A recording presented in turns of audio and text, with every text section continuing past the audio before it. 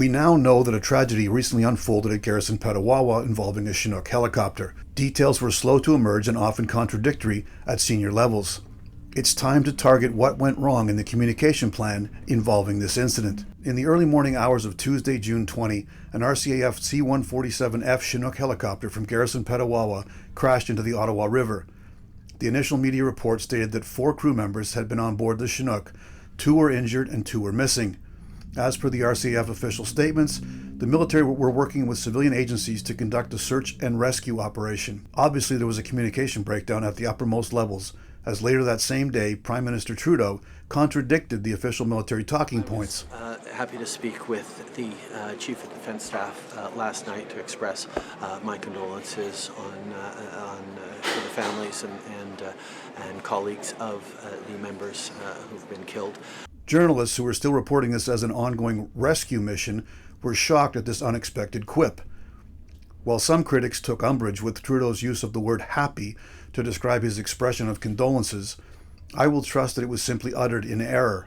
To keep apace with Trudeau's revelation, the RCAF began reporting their operation as that of a search and recovery. On the morning of Wednesday, June 21, the RCAF tweeted out what they titled RCAF Incident Final Update, Petawawa, Ontario.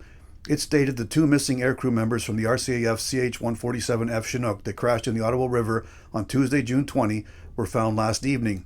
Tragically, neither member survived. The names of the deceased individuals are not being released at the request of the families.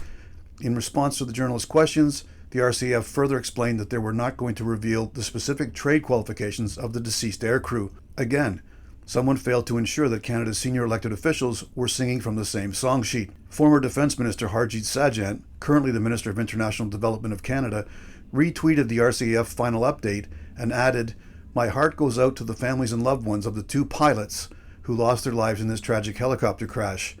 No words can describe a loss as tragic as this.